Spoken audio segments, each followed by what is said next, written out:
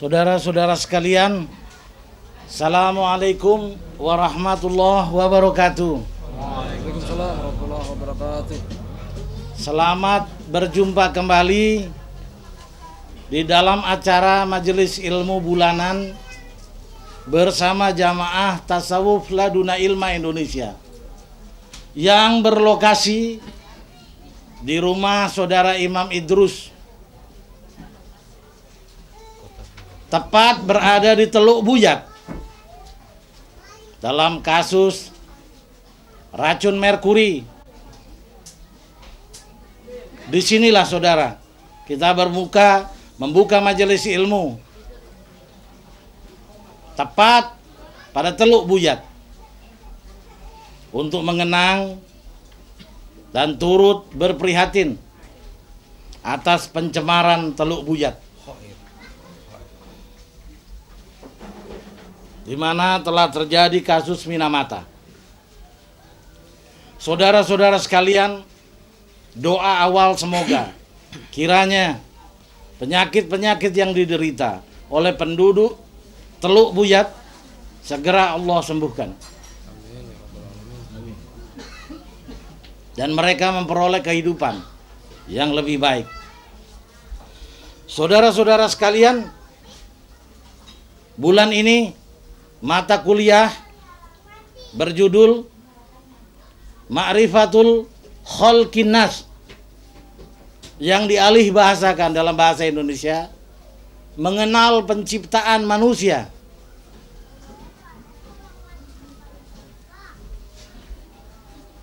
Mata kuliah ini saudara sekalian diawali oleh terbacanya beberapa ayat Al-Quran, yang untuk itu kita perkenalkan kepada saudara. Silakan saudara Noval baca ayat-ayat yang merupakan ide titik loncatan munculnya majelis ilmu dengan mata kuliah Ma'rifatul Khalqin Nas ini.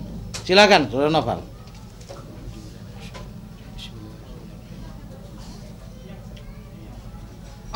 Surah Ali Imran ayat 191 artinya, yaitu orang-orang yang mengingat Allah sambil berdiri atau duduk atau dalam keadaan berbaring, dan mereka memikirkan tentang penciptaan langit dan bumi, seraya berkata, "Ya Tuhan kami, tiadalah Engkau menciptakan ini dengan sia-sia. Maha suci Engkau, maka peliharalah kami dari siksa neraka."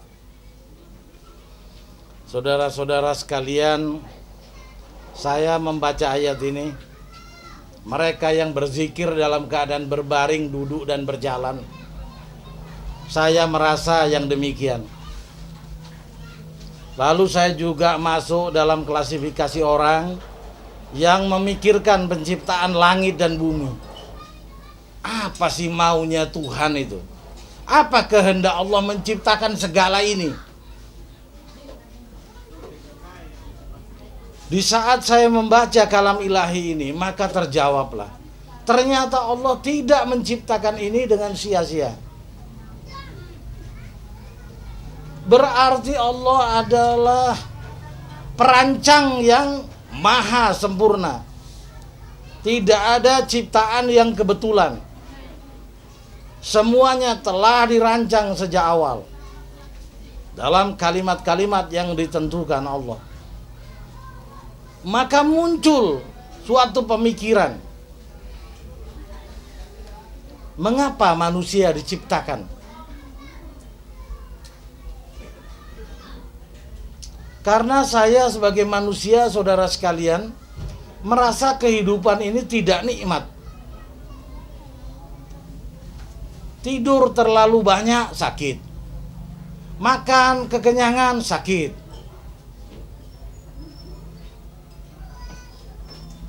punya kekayaan banyak rumit, miskin susah, sakit ingin sembuh.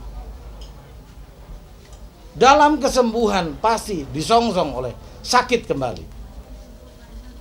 Hidup ini membosankan.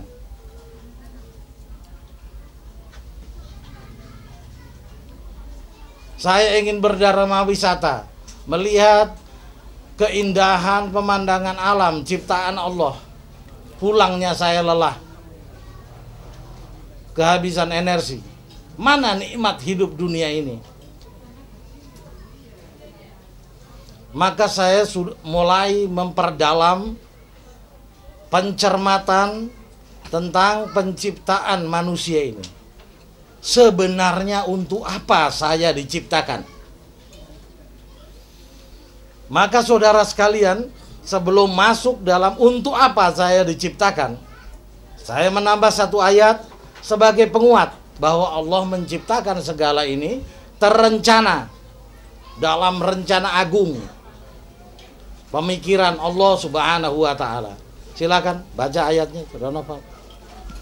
Surah Al-Anbiya ayat 16 artinya, dan tidaklah kami ciptakan langit dan bumi dan segala yang ada di antara keduanya dengan bermain-main. Tidaklah, kata Allah, aku ciptakan langit dan bumi di antara keduanya termasuk manusia dengan sia-sia. Maka berpikirlah saya, ya Allah, bila engkau ciptakan manusia tidak dengan sia-sia, untuk apa semua ini? Karena saya melihat kehidupan manusia adalah sia-sia. Kecil dibesarkan, besar sekolah, sekolah menjadi remaja, remaja menjadi tua dan mati. Mengapa ya Allah engkau katakan tidak sia-sia? Jalan lari atas kehausan, pembahasan, ketepatan, parameter yang jelas tentang penciptaan manusia. Tiada jalan lain, saudara. Sebagai seorang muslim, saya berpegang kepada Al-Quran dan Sunnah Nabi.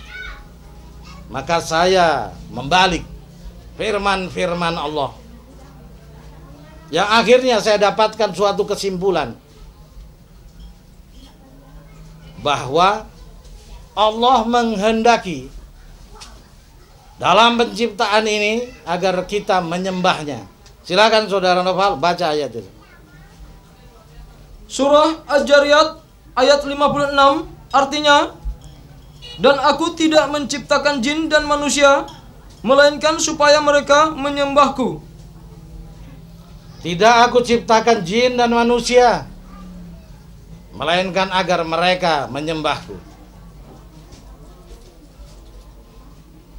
Analogi intelektual saya, daya nalar saya menganalisa, benarkah ini ayat akhir tentang kehendak Allah? Allah hanya ingin disembah, itu saja. Saya berkesimpulan dalam analogi bahwa Allah tidak butuh disembah. Semisal manusia tidak menyembah Allah, Allah tidak akan menjadi kurus, Allah tidak akan menjadi miskin, Allah tidak akan mengecil kekuasaannya. Allahu Akbar, Subhanallah, tidak terkorek walaupun tanpa ibadah penyembahan dari manusia sekalipun. Maka berkesimpulanlah saya bahwa ayat ini bukan ayat yang terakhir menjelaskan tentang penciptaan manusia. Tetapi saudara, ini adalah tahap pertama. Kehendak Allah menciptakan manusia adalah agar disembah.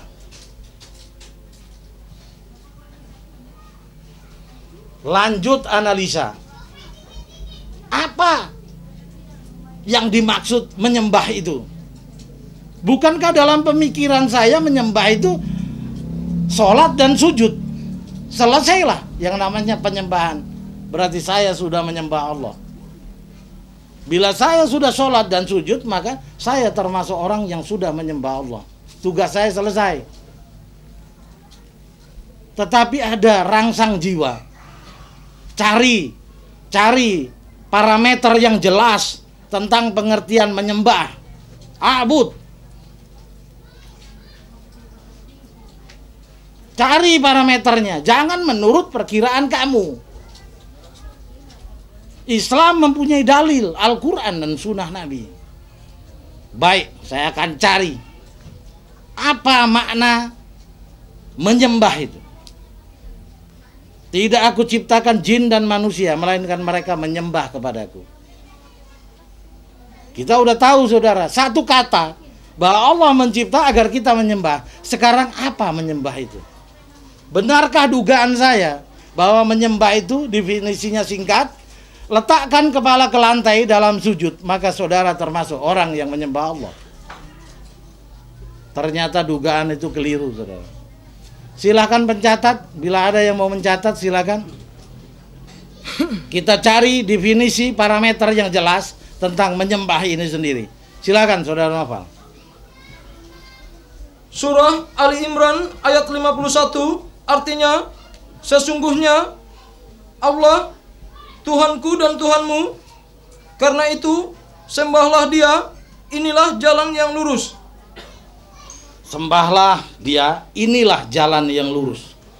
Jadi penyembahan itu satu, definisi penyembahan adalah menuju jalan yang lurus. Walaupun kepala sudah taruh di lantai, sehari 5 kali, ternyata saudara jalannya tidak lurus, maka bukanlah itu penyembahan. Satu standar akademis, menyembah itu bertujuan mencapai jalan yang lurus. Kita cari standar akademis yang kedua, silakan. Surah Yasin ayat 61 artinya, dan hendaklah kamu menyembahku, inilah jalan yang lurus. Sama, lanjut. Surah Al-Fatihah ayat 5 artinya, hanya kepada Engkaulah kami menyembah, dan hanya kepada Engkaulah kami mohon pertolongan. Bila saudara melakukan penyembahan, harus memiliki suatu kaitan bahwa hanya kepada Allah saudara meminta tolong. Bukan suatu pengertian penyembahan menurut parameter Al-Quran. Bila saudara telah sujud menyembah Allah, tetapi merengek-merengek di depan sesama makhluk memohon pertolongannya. Lanjut. Surah Al-Jin ayat 20 artinya, katakanlah, sesungguhnya aku hanya menyembah Tuhanku, dan aku tidak mempersekutukan sesuatu pun dengannya. Parameter yang ketiga sebagai standar akademis, bahwa penyembahan kepada Allah dengan syarat tidak mensekutukan Allah. Saudara sudah sujud dalam malam dan siang, tetapi saudara memiliki persekutuan terhadap Allah dalam urusan syirik besar ataupun syirik kecil, maka samalah saudara tidak mengadakan penyembahan. Saudara memiliki keyakinan bahwa penyakit yang bisa mengobat adalah dokter. Itu adalah mempersekutukan kekuasaan Allah dengan kekuasaan dokter. Jadi niat yang benar bagaimana kepada dokter? Saya pergi ke dokter karena dia seorang ahli yang mengerti tentang rahasia penciptaan Allah dalam urusan obat.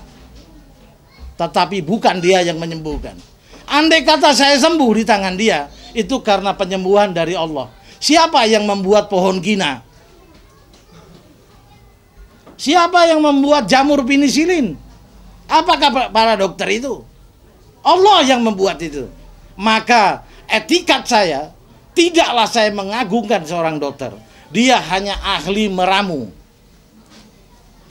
Tetapi kesembuhan datang dari Allah Subhanahu wa Ta'ala yang menciptakan pohon kina, yang menumbuhkan jamur penisilin.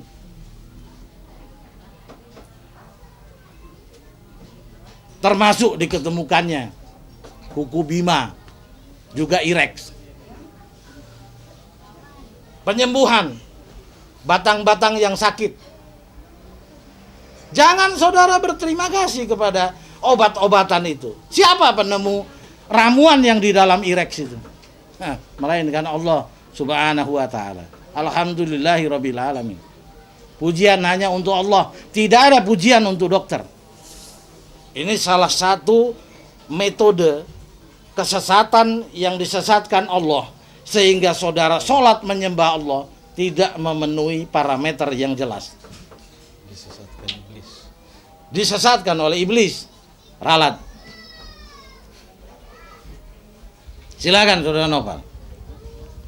Surah Al-Jumar ayat 11 artinya, katakanlah, sesungguhnya aku diperintahkan supaya menyembah Allah dengan memurnikan ketaatan kepadanya dalam menjalankan agama. Diulang, penting ini. Surah Al-Jumar ayat 11 artinya, katakanlah, sesungguhnya aku diperintahkan supaya menyembah Allah dengan memurnikan ketaatan kepadanya dalam menjalankan agama. Menyembah itu adalah taat kepada Allah dan menjalankan perintah-perintah dan larangan-larangan agama tidak kita tempuh. Perintah kita jalankan, larangan tidak kita tempuh. Dengan bersungguh-sungguh. Bila saudara tidak melakukan itu, walaupun saudara sholat tidak dalam parameter yang pasti bahwa saudara melakukan penyembahan. Silakan, Saudara Noval. Bila ada pencatat silakan. Bahwa menyembah itu tidak mensekutukan Allah. Bahwa penyembahan itu menuju jalan yang lurus. Dan lain-lain sebagainya yang telah kita bahas. Akan bertambah banyak. Silakan saudara catat. Dan akhir majelis ini kita akan ungkapkan. Yang disebut penyembahan adalah ini, dan ini. Lanjut Saudara Noval. Surah Al-Bayyinah ayat 5 artinya, padahal mereka tidak disuruh kecuali supaya menyembah Allah dengan memurnikan ketaatan kepadanya dalam menjalankan agama dengan lurus, dan supaya mereka mendirikan sholat dan menunaikan zakat, dan yang demikian itulah agama yang lurus. Benar-benar beriman, sholat, zakat.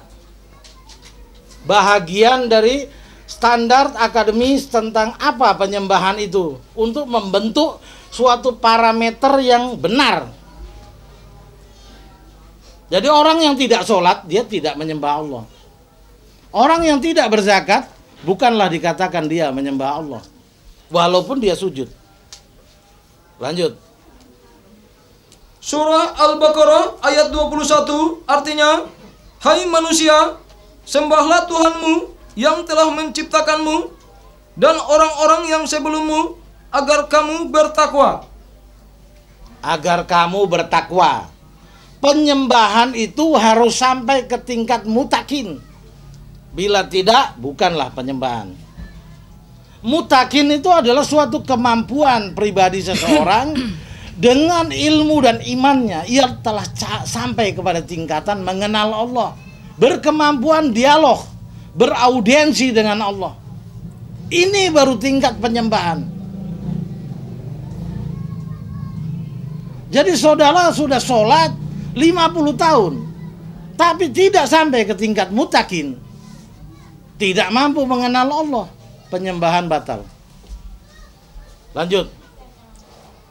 Surah An-Nisa ayat 36 artinya, sembahlah Allah dan janganlah kamu mempersekutukannya dengan sesuatu pun, dan berbuat baiklah kepada kedua orang ibu bapamu, karib kerabat, anak-anak yatim, orang-orang miskin, tetangga yang dekat dan tetangga yang jauh, teman sejawat, ibnu sabil, dan hamba sahayamu. Sesungguhnya Allah tidak menyukai orang-orang yang sombong dan membangga-banggakan diri.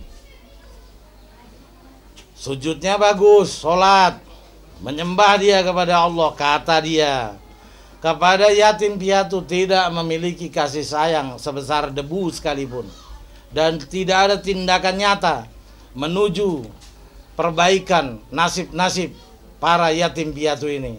Maka ia adalah pendusta yang ia dirinya mengatakan bahwa dia adalah penyembah Allah.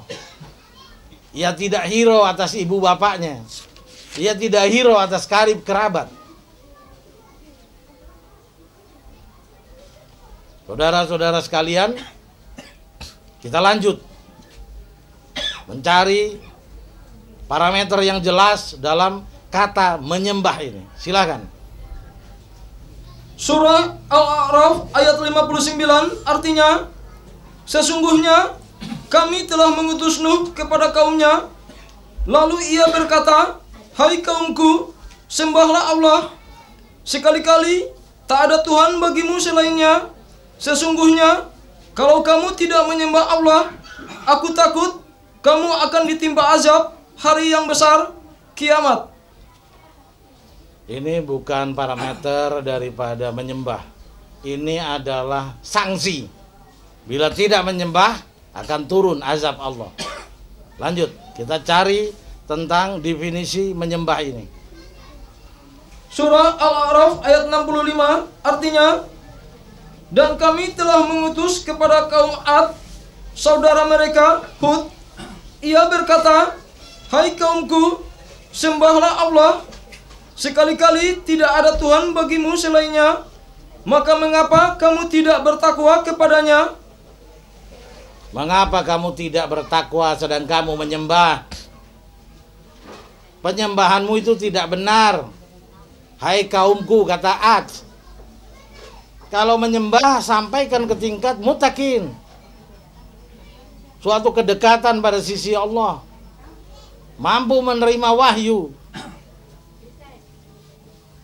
Penyembahan yang tidak sampai memiliki kemampuan kedekatan tertentu pada Allah, sampai dengan menerima wahyu, maka penyembahan itu tidak pada format yang benar. Lanjut. Surah Al-A'raf ayat 73 artinya, dan kami telah mengutus kepada kaum Samud, saudara mereka Soleh. Ia berkata, hai kaumku, sembahlah Allah, sekali-kali tidak ada Tuhan bagimu selainnya. Sesungguhnya telah datang bukti yang nyata kepadamu dari Tuhanmu. Unta betina Allah ini menjadi tanda bagimu, maka biarkanlah dia makan di bumi Allah, dan janganlah kamu mengganggunya dengan gangguan apapun, yang karenanya kamu akan ditimpa siksaan yang pedih. Ini bukan format atau parameter tentang penyembahan, tapi ini risiko. Siapa yang tidak menyembah akan datang azab Allah. Lanjut. Surah Al-A'raf ayat 85 artinya, dan kami telah mengutus kepada penduduk Madian, saudara mereka Syuaib. Ia berkata, hai kaumku, sembahlah Allah, sekali-kali tidak ada Tuhan bagimu selainnya. Sesungguhnya telah datang kepadamu bukti yang nyata dari Tuhanmu, maka sempurnakanlah takaran dan timbangan, dan janganlah kamu kurangkan bagi manusia barang-barang takaran dan timbangannya, dan janganlah kamu membuat kerusakan di muka bumi sesudah Tuhan memperbaikinya. Yang demikian itu lebih baik bagimu jika betul-betul kamu orang-orang yang beriman. Kata Syuaib, hai kaumku, sembahlah Allah. Adapun spesifikasi, adapun parameter yang jelas daripada penyembahan itu, diantaranya yang disebutkan Syuaib ini. Jangan kurangi timbangan. Jangan merusak di bumi. Kalau kamu merusak dan mengurangi timbangan, hatta Anda sujud sampai botak, bukan disebut ma'abud. Bukan suatu penyembahan. Jangan mengurangi timbangan. Yang jujur kalau berdagang. Dan jangan merusak di muka bumi.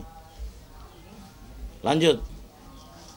Surah Yunus ayat 3 artinya, sesungguhnya Tuhan kamu ialah Allah yang menciptakan langit dan bumi dalam 6 masa. Kemudian Dia bersemayam di atas ars untuk mengatur segala urusan. Tiada seorang pun yang akan memberi syafaat kecuali sesudah ada izinnya. Zat yang demikian itulah Allah, Tuhan kamu, maka sembahlah Dia. Maka apakah kamu tidak mengambil pelajaran? Sembahlah Allah dan ambillah pelajaran. Perhatikan orang-orang yang penyembahannya salah.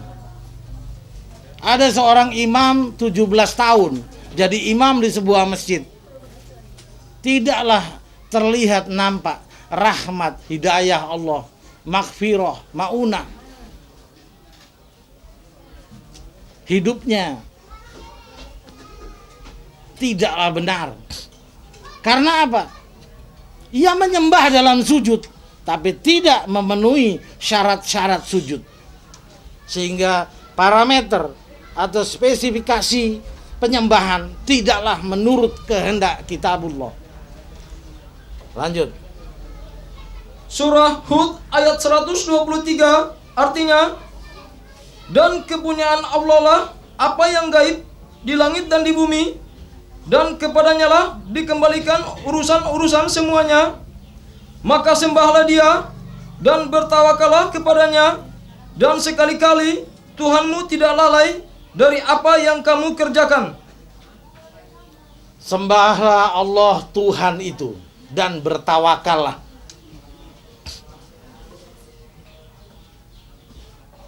Jadi orang yang hidup menggunakan akal semata-mata, dia tidak mempercayai kekuasaan Allah, bahwa Allah mampu memberi rezeki dengan mudah kepadanya. Allah mampu menyembuhkan penyakit dia tanpa bantuan siapapun. Tidak memiliki rasa tawakal, maka penyembahannya tidaklah sempurna. Lanjut. Surah Al-Hijr ayat 99 artinya, dan sembahlah Tuhanmu sampai datang kepadamu yang diyakini ajal. Sembahlah Allah sampai mati. Tidak ada berhenti menyembah Allah. Ini parameter-parameter yang jelas tentang apa arti penyembahan itu. Jangan kita disesatkan oleh setan dengan definisi singkat. Bila sudah sholat berarti sudah menyembah. Maka sudah termakan oleh tipu daya setan.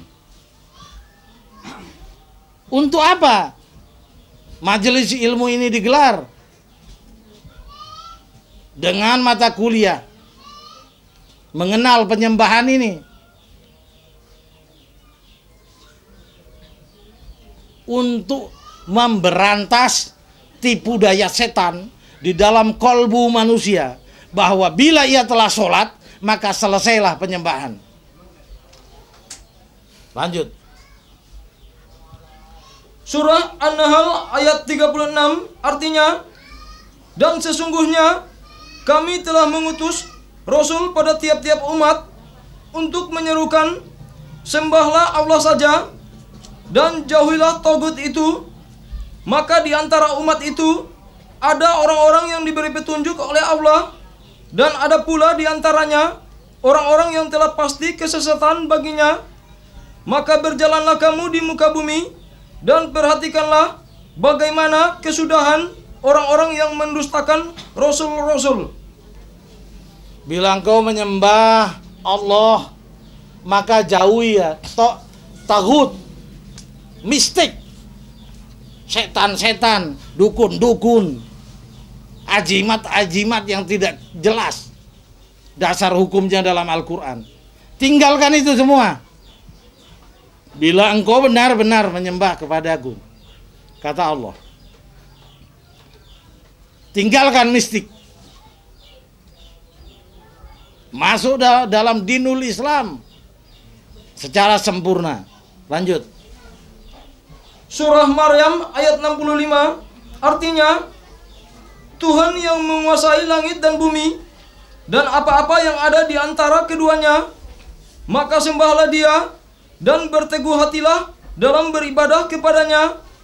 Apakah kamu mengetahui ada seorang yang sama dengan dia yang patut disembah? Bila engkau menyembah dia, teguhkan hati.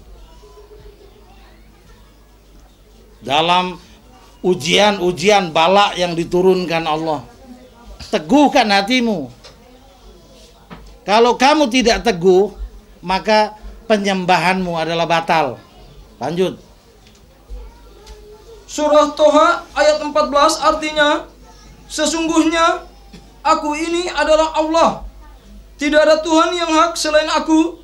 Maka sembahlah aku dan dirikanlah sholat untuk mengingat aku.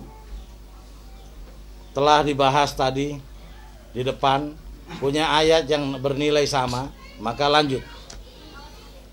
Surah Al-Anbiya ayat 92 artinya, sesungguhnya agama tauhid ini adalah agama kamu semua, agama yang satu, dan aku adalah Tuhanmu, maka sembahlah aku. Penutup ayat ini, agama kami adalah agama tauhid, agama langit, agama samawi. Semua kami adalah sama, umat Ibrahim, umat Musa, umat Isa Al-Masih, umat Muhammad adalah satu, beragama tauhid. Maka sembahlah Allah, jangan yang lain-lain. Ini ayat penutup. Saudara-saudara sekalian, telah kita kenal format, kriteria, spesifikasi, barometer apakah penyembahan itu.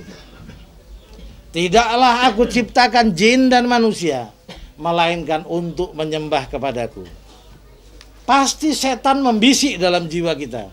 Menyembah itu artinya kepala ditempel di tanah dan menyebut asma Allah. Yang lain tidak ada.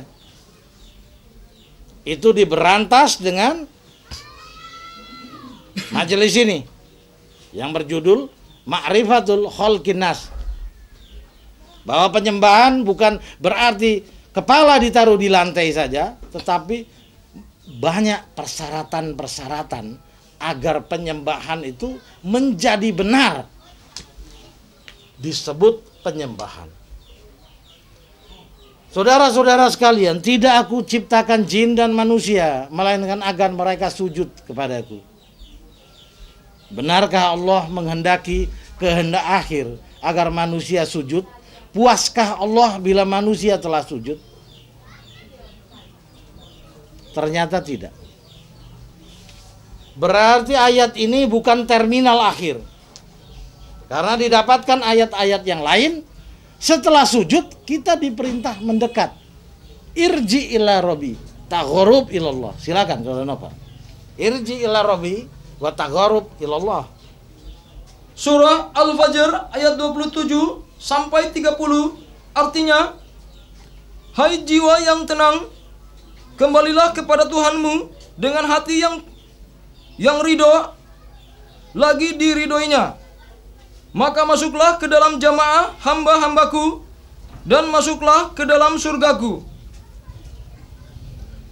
Jadi saudara-saudara sekalian, irji ila Rabbi itu artinya mendekat kepada Allah, atau dengan kata lain tagharub ilallah, pendekatan diri kepada Allah. Yang kita cari saudara, definisi pendekatan ini apa? Satu standar akademis kita dapatkan.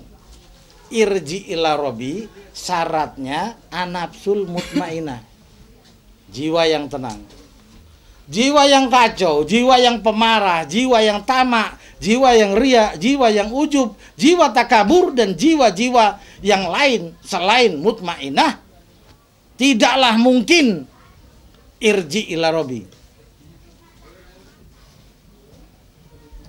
Maka didapatkan suatu analogi berpikir. Tujuan penyembahan adalah mendapatkan ketenangan jiwa pada sirotol mustaqim. Dengan ketenangan jiwa pada sirotol mustaqim ini, kita tinggal landas, mendekatkan diri kepada Allah. Irji ila Rabbi wa tagharub ilallah. Jadi kita kenali satu saudara, diciptakan kita untuk menyembah. Setelah menyembah, kita dapatkan ketenangan jiwa. Inilah jalan yang benar, sirotol mustaqim. Setelah tenang jiwa, kita melangkah irji ila Rabbi, pendekatan diri kepada Allah. Maka yang dimaksudkan irji ila Rabbi bermodalkan ketenangan jiwa, an-nafsul mutmainah. Lanjut. Surah Al-Maidah ayat 35 artinya, hai orang-orang yang beriman, bertakwalah kepada Allah dan carilah jalan untuk mendekatkan diri kepadanya dan berjihadlah pada jalannya supaya kamu mendapat keberuntungan. Irji ila Robbi itu tidak datang dengan sendirinya. Cari jalan untuk mendekatkan diri kepada Allah. Belajar pada orang alim dan berjihadlah kamu di jalannya. Standar akademis telah kita dapatkan bahwa irji ila Robbi itu adalah satu himpunan kekuatan. Yang pertama, berjiwa tenang. Yang kedua, silakan baca Saudara Novel. Surah Al-Maidah ayat 35 artinya, hai orang-orang yang beriman, bertakwalah kepada Allah dan carilah jalan untuk mendekatkan diri kepadanya dan berjihadlah pada jalannya supaya kamu mendapat keberuntungan. Mencari jalan untuk mendekatkan diri. Ini yang namanya torekot, mencari jalan. Berupaya. Torekotul aulia, jalan menuju kewalian. Torekotul irji ila Robbi, mencari jalan pendekatan diri kepada Allah dengan jihad, dengan takwa, dengan iman. Bila saudara tidak berjihad, bila saudara tidak berupaya untuk takwa, maka pendekatan diri kepada Allah batal. Silakan, Saudara Novel. Surah At-Taubah ayat 99 artinya, dan di antara orang-orang Arab Badui itu ada orang yang beriman kepada Allah dan hari kemudian dan memandang apa yang dinafkahkan di jalan Allah itu sebagai jalan mendekatkannya kepada Allah dan sebagai jalan untuk memperoleh doa Rasul. Ketahuilah, sesungguhnya nafkah itu adalah suatu jalan bagi mereka untuk mendekatkan diri kepada Allah. Kelak Allah akan memasukkan mereka ke dalam rahmat surganya. Sesungguhnya Allah Maha Pengampun lagi Maha Penyayang. Panjang, dipendekin aja. Irji ila Robbi itu nafkah. Berikan makan dan minum anak istrimu, cukupi pakaiannya, cukupi perhiasannya, sediakan fasilitas kehidupannya. Bantu jamaah, berjuang, nafkahkan hartamu di jalan Allah. Itu adalah irji ila Robbi, pendekatan diri kepada Allah. Datang ke kota Bunan, ajar jamaah agar mereka mengerti, itu irji ila Robbi. Jangan hitung, isi bensin, ganti oli, berangkat. Nafkahkan hartamu.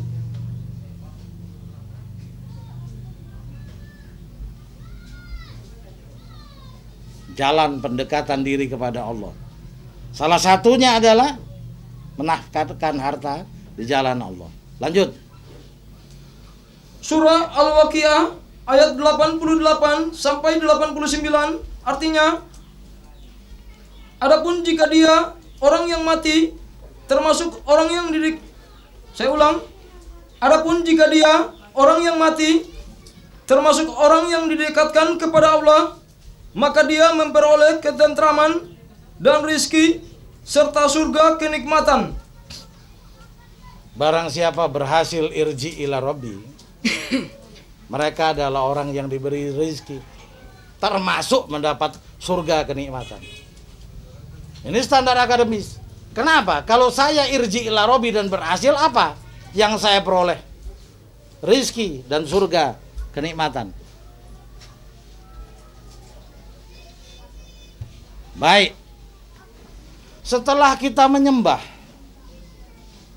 lalu kita mendekatkan diri kepada Allah. Kalau sudah dekat, untuk apa? Tentu saja saudara, logika kita berkata, setelah dekat saya ingin mengenal Allah. Adakah dasar hukum bahwa manusia harus mengenal Allah? Silakan.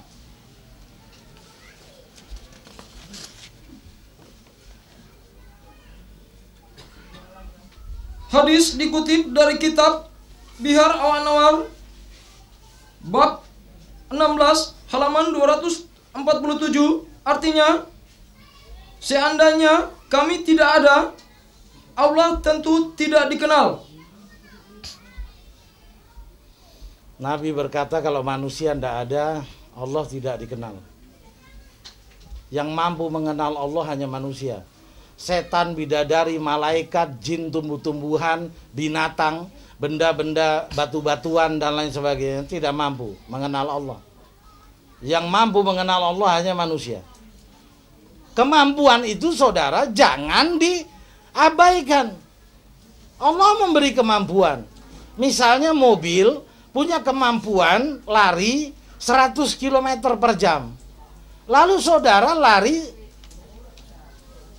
50 jam per kilometer. Saudara tidak gunakan kapasitas kemampuan mobil ini. Tolol saudara. Nabi berkata manusia bisa mengenal Allah. Maka saudara, secara analogi, setelah kita menyembah, kita mendekat kepada Allah, kita mengenalinya. Karena kita mampu kenal. Yang mengatakan Nabi. Lanjut. Hadis dikutip dari kitab 4M Ma'rifat Musahada Mukasafa Mahaba halaman 10, artinya siapa yang mengenal dirinya sesungguhnya dia mengenal Tuhannya. Carilah jalan pendekatan kepada Allah. Disuruh kita cari jalan mendekat, termasuk mengenali diri. Itu adalah suatu jalan pengenalan agar kita kenal Allah. Wajib kita mendalami pengenalan diri sendiri. Cari jalan. Jangan kita diam, kita berupaya cari jalan. Hai Kota Bunan, datang Bitung, belajar agama di sana setiap bulan. Nafkahkan harta itu. Allah akan menggantinya. Itu adalah jalan pendekatan diri kepada Allah. Betul-betul perbuatan iblis laknatullah bila saudara tidak berupaya untuk mengerti ajaran ini. Lanjut. Hadis dikutip dari kitab 7M Mu'atabah, Muraqabah, Mujahadah, Musahada, Mukasafa, Mahaba, dan Ma'rifah halaman 51, artinya aku sejak semula adalah jauhar yang tersembunyi, kemudian aku ingin dikenal, maka kuciptakanlah makhluk, dan melalui aku mereka pun mengenaliku. Saudara sekalian, ini pernyataan atau statement dari Allah. Aku ini elemen atau zat atau unsur yang tersembunyi. Tidak ada yang bisa mengenaliku, kata Allah. Maka timbul keinginanku menciptakan manusia agar ada yang mengenali aku, kata Allah. Jadi apa sebenarnya kehendak Allah itu? Menciptakan kita. Ternyata diketemukan dalam hadis ini. Ternyata Allah itu ingin dikenali.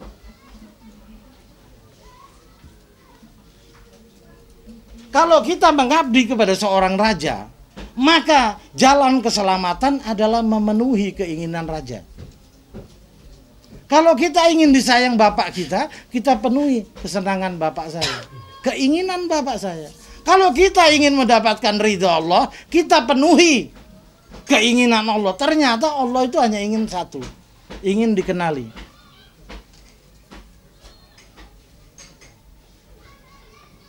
Jadi barang siapa tidak mengenal Allah, maka sia-sialah Allah menciptakan dia itu. Saya bikin mobil, saya ciptakan mobil, begitu saya setir tidak bisa jalan. Sia-sia saya membuat mobil itu. Saya membuat rumah, ternyata bocor semua, tidak bisa ditinggali. Sia-sia saya membuat rumah. Allah membuat manusia dengan tujuan agar dia dikenali. Manusia yang tidak berupaya dan tidak mampu mengenali Allah, maka sia-sialah Allah membuat dia itu.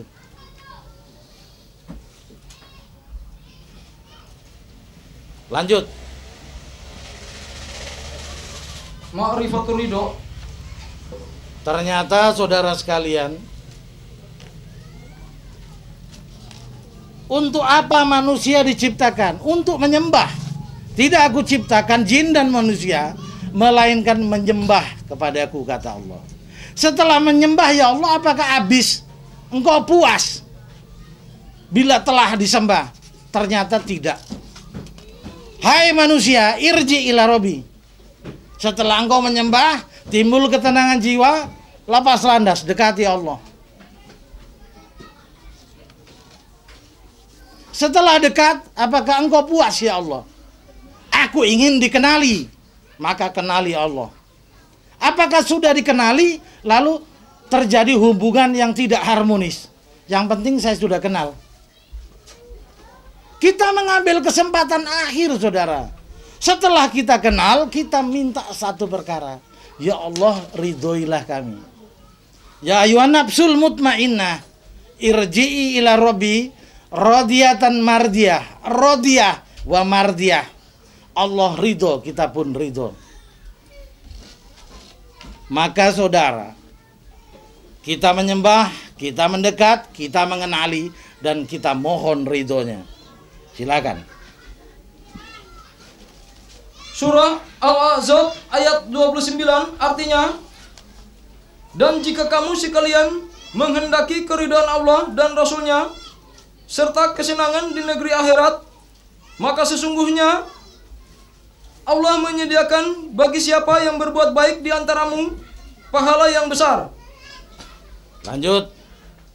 Keridhaan adalah pahala yang besar. Lanjut.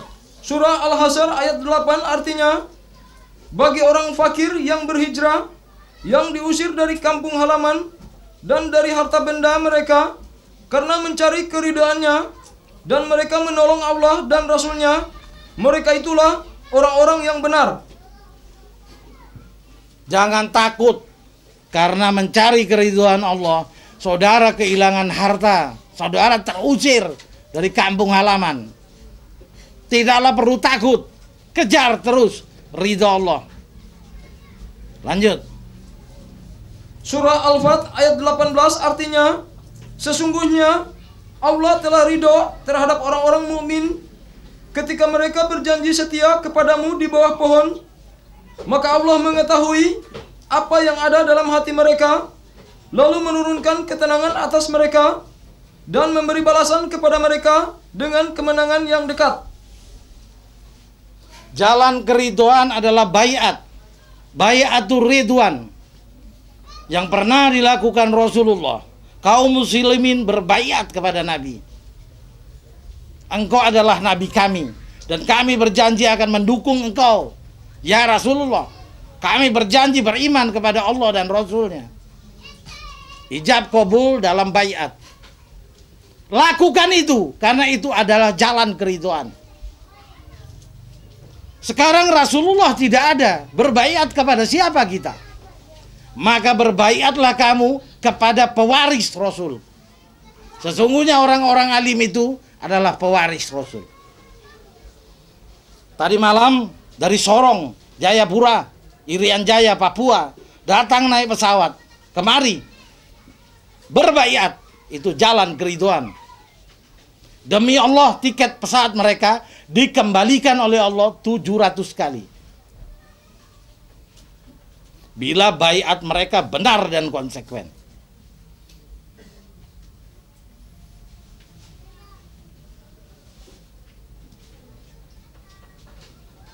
Kita mencari data lain tentang jalan keridhaan. Surah Al-Baqarah ayat 265 artinya, dan perumpamaan orang-orang yang membelanjakan hartanya karena mencari keridhaan Allah, dan untuk keteguhan jiwa mereka, seperti sebuah kebun yang terletak di dataran tinggi yang disiram oleh hujan lebat, maka kebun itu menghasilkan buahnya 2 kali lipat. Jika hujan lebat tidak menyiraminya, maka hujan gerimis pun memadai, dan Allah Maha melihat apa yang kamu perbuat.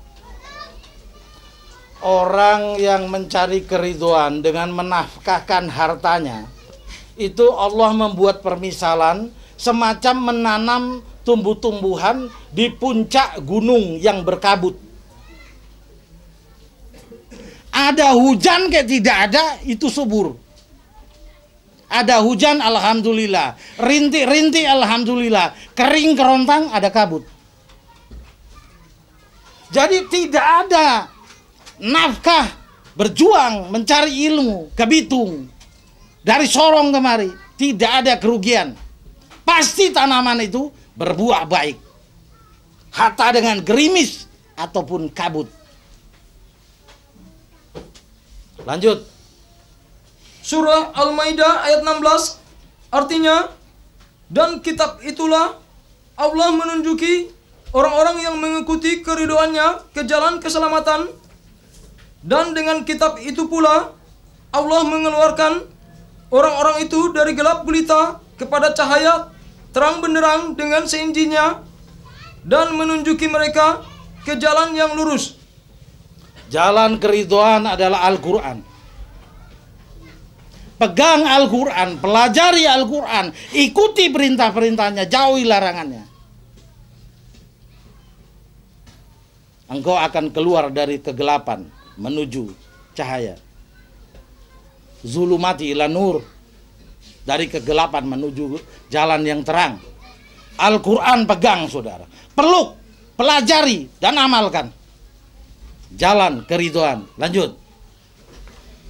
Surah Al-Maidah ayat 119, artinya, Allah berfirman, ini adalah suatu hari yang bermanfaat bagi orang-orang yang benar, kebenaran mereka, bagi mereka surga yang di bawahnya mengalir sungai-sungai, mereka kekal di dalamnya selama-lamanya. Allah ridho terhadap mereka, dan mereka pun ridho terhadapnya. Itulah keberuntungan yang paling besar. Keriduan yang tertinggi, saudara sekalian. Kita kembali ke Janatun Darussalam, kampung keselamatan yang ditinggalkan Adam alaihissalam. Dalam keadaan kami ridho dan Allah pun ridho, kemenangan agung. Saudara-saudara sekalian, pelajaran ma'rifatul khalqinas, mengenal penciptaan manusia, telah terselesaikan. Maka saya bersumpah dengan nama Allah, bila saudara tidak mengerti dan tidak menggunakan ini sebagai pedoman hidup, maka semoga Allah menyesatkan saudara. Pelajaran ini telah begitu jelas. Saudara telah mendengar. Ya Allah, telah saya sampaikan wahyu yang Engkau ajarkan kepadaku. Dan bila mereka tidak mengerti, jauhkan dari Islam mereka. Wassalamualaikum warahmatullahi wabarakatuh. Waalaikumsalam warahmatullahi wabarakatuh.